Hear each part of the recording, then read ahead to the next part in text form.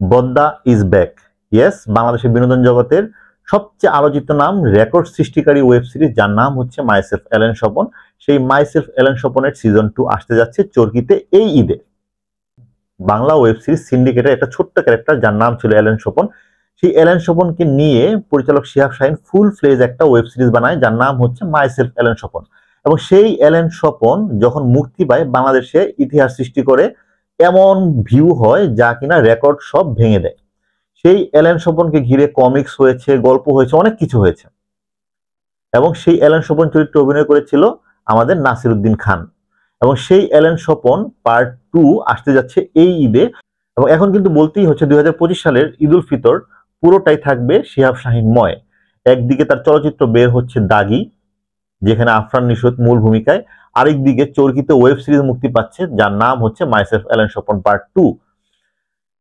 Myself এলেন স্বপনের যে পরিমাণ ফ্যান বেজ রয়েছে, যে পরিমাণ হাইপ রয়েছে, ডেফিনেটলি এটা এই ঈদের সবচেয়ে বেশি আলোচিত কন্টেন্ট হতে যাচ্ছে।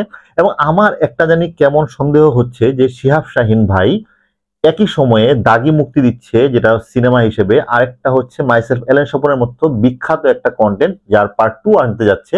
সেই ক্ষেত্রে এই এলেন স্বপনকে কি দাগিতে কোনো একটা জায়গায় একটু এন্ট্রি দিবে কিনা শিহাব শাহীন ভাই, এটা নিয়ে কিন্তু আমার মনে এক ধরনের সন্দেহ হচ্ছে।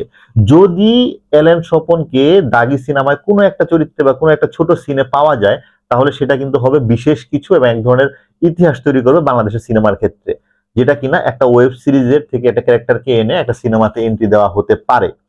এখন সেটা হবে কিনা সেটা আমি এখনো নিশ্চিত না, কোনো তথ্য নেই, জাস্ট আমার এটা ওয়াইল্ড গেস যে যদি এমন কিছু হয় যে মাইসেলফ এলেন স্বপন মুক্তি পেল এবং মাইসেলফ এলেন স্বপন ক্যারেক্টারটা প্রমোশনাল পার্ট হিসেবে বা ফিউচারের জন্য তাকে কোনো একটা যদি মুভি তৈরি করা হয় সেটার একটা রেফারেন্স হিসেবে যদি দাগিতে আফরান নিশোর পাশে কোনো একটা জায়গায় স্পেস দেওয়া হয়, তাহলে কিন্তু খুব ভালো কিছু হবে, বিশেষ কিছু হবে।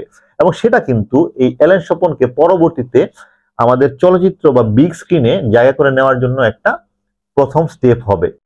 এবং এই ধরনের প্র্যাকটিস কিন্তু নতুন না, হলিউড বলিউড বিভিন্ন জায়গায় এই প্র্যাকটিস রয়েছে, যেখানে দেখা যায় যে পরবর্তী কোনো একটা ছবির ক্যারেক্টারকে নতুন ছবির সাথে একটা ছোট জায়গায় অ্যাড করে দেওয়া হয় যাতে একটা হাইপ তৈরি হয়। তো এটা করবে কিনা শিহাব শাহীন ভাই আমি নিশ্চিত না, বাট যদি হয় অসাধারণ কিছু হবে।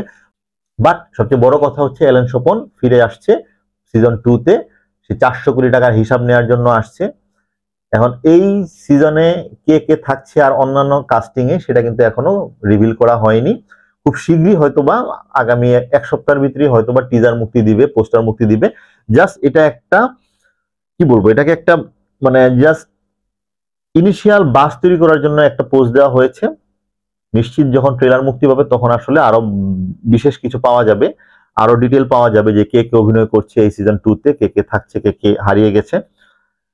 সে পর্যন্ত অবশ্যই আমরা অপেক্ষায় থাকি এবং অবশ্যই ট্রেলার মুক্তি পেলে আপনাদের সাথে শেয়ার করব। সেই পর্যন্ত আল্লাহ হাফেজ।